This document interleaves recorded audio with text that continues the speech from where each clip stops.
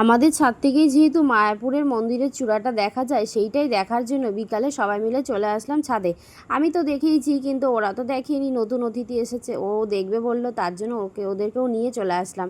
যাই হোক, ওরা দেখলো, খুব ভালো লেগেছে। আর বিকালবেলাটা খুব সুন্দর হাওয়া বইছিল, বেশ ভালোই লাগছিল, কারণ আগের দিন বৃষ্টি হয়েছে, একদম ঠান্ডা হাওয়া বইছিল। বিকেলবেলাটা খুবই ভালো লাগে, এই টাইমে হয়তো ছাদে আসা হয় না, আর আসলাম সবাই একসাথে। যাই হোক, সবাই তারপরে বেরিয়ে পড়লাম হচ্ছে ঠাকুর দেখার উদ্দেশ্যে। ফার্স্টেই চলে আসলাম নরহরি ধাম 60 ফুট মহাপ্রভু দেখতে, মহাপ্রভুর দর্শন করে নিলাম।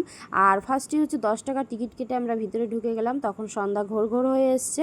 প্রথমেই তো ফার্স্টে গুহার মধ্যে দিয়ে ঢুকে গেলাম, যেহেতু এই জায়গাটা তোমাদের আগেও আমি দেখিয়েছি, এসে আবারও তোমাদের সঙ্গে দেখাচ্ছি। সত্যি মানে অসাধারণ একটা দেখার জায়গা, মহাপ্রভু কৃষ্ণের খুবই সুন্দর একটা দারুণ জায়গা করেছে দেখার মতো। আর ওরা যেহেতু দেখেনি, ওদেরকে তো দেখাতেই হবে, তার জন্য আরও বেশি করে আসা।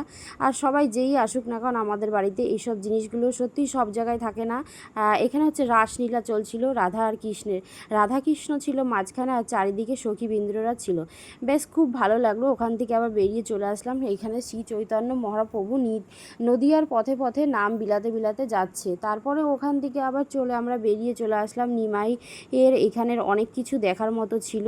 আর এই দেখো, শ্রী চৈতন্য মহাপ্রভু মানে নাম করছে, আর সেই নাম শুনে জঙ্গলের পশু পাখিরা সবাই দাঁড়িয়ে তার নাম শুনছে। মানে এত সুন্দরই একটা দৃশ্য ওখানে গড়েছে। তারপরে এখানে ব্রহ্মা ছিল।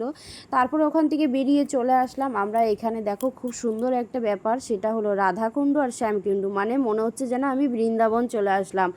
মাঝখানটা পার্টিশন করে দিয়েছে, এই দিকটা হচ্ছে শ্যামকুণ্ড, এদিকে রাধাকুণ্ড করেছে। মানে খুবই দারুণ একটা ব্যাপার করেছে, আমার তো ভীষণ ভালো লেগেছে। ওখান থেকে বেরিয়ে চলে আসলাম আমরা, একদম ভিতরে ঢুকে গেলাম। প্রথমেই শ্রী নারায়ণ দেবের সাথে সাক্ষাৎ পেলাম। তারপরেই হচ্ছে জগন্নাথ দেব ছিল, এরপর সখীবৃন্দদের সাথে মাঝখানে আবারও রাধাকৃষ্ণ ছিল।